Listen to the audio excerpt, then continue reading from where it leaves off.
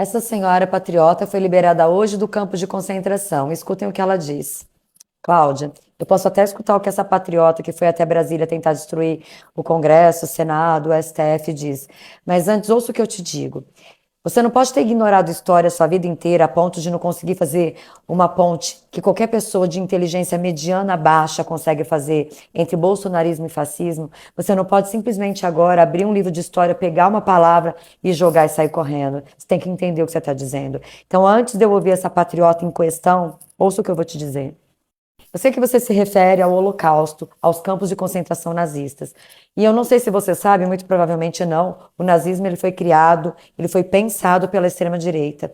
E eles tinham como alvo pessoas judias, negros, homossexuais, testemunhas de Jeová, ciganos, ou seja, todas aquelas pessoas que não se encaixavam no que Hitler acreditava ser o correto. Alguma semelhança com Bolsonaro? Não? Espera aí que você vai ver mais. Deus, pátria e família. Você já viu isso da boca de alguém? Pois é, o Bolsonaro pegou essa linda frase, esse lindo slogan, da onde? Dos movimentos fascistas e nazistas. Não, e não foi Bolsonaro que importou esse tema diretamente da Itália, da Alemanha para cá. Esse tema veio parar no Brasil em 1930, durante o integralismo. Deus, pátria e família serve como ponto de partida para entender as propostas do movimento que ficou conhecido como fascismo brasileiro. Eu sei que você não sabe nada de história. Sabe quem mais sabe que vocês não sabem nada de história? Bolsonaro.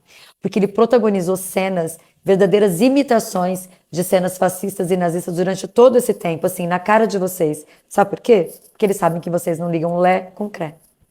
Eu sei que para vocês que odeiam um livrinho de história, isso aqui é só um adulto ridículo tomando leite numa live. Mas para quem conhece a história, isso foi uma aberração. O leite era utilizado por Hitler como símbolo de supremacia branca, de pureza. Então os adultos tomavam leite para mostrarem que eles eram a favor da supremacia ariana, da raça branca. Isso foi representado inclusive num filme do Tarantino, Bastardos Inglórios. Nessa cena aqui, ó, esse coronel chega numa casa de franceses e toma um copo de leite antes de exterminar toda a família.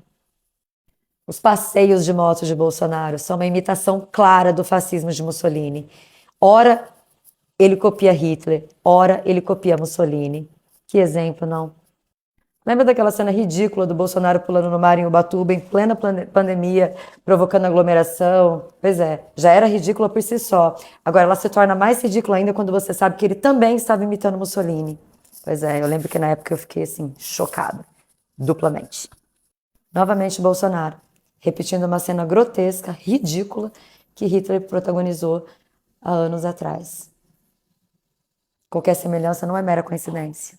Quando você compara o ginásio da Polícia Federal com campos de concentração, você mostra duas coisas pra mim. A primeira é óbvia, eu já disse algumas vezes, você não entende porra nenhuma de história. E a segunda é que você é muito, muito desrespeitosa. Bom, agora que nós já sabemos que você idolatra uma pessoa que idolatra os criadores desse tipo de campo de concentração, vamos conhecer o que era um. Esse aqui é um campo de concentração. Essas crianças estão num campo de concentração na Polônia, chamada Auschwitz. Essas crianças, elas dariam a vida para terem um marmitex desses que essas dondocas estão com nojinho de comer. Isso é um campo de concentração. As pessoas morriam de fome, de sede e de frio depois de trabalhos exaustivos que elas eram submetidas por pessoas que têm o mesmo pensamento das pessoas que você apoia. Elas não ficavam em campo de concentração fazendo live, não. Sabe, Cláudia, nem mesmo não tendo um parente que tenha morrido diretamente, né, não que eu tenha notícia, em campos de concentração, eu como uma pessoa que estuda a Segunda Guerra e o Holocausto há muitos anos, eu fico assim profundamente ofendida com dondocas como você fazendo esse tipo de comparação. É desumano, é horroroso, não é só burro. Porque burrice vocês fazem a todo tempo. O que você está fazendo agora é uma desumanidade.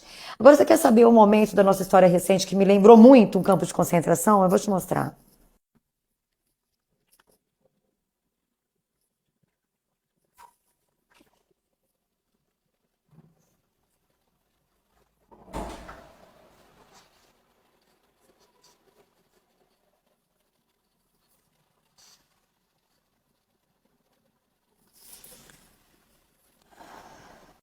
Essa é uma das cenas, das piores cenas de horror que nós vimos aí durante esses 4 anos de governo Bolsonaro.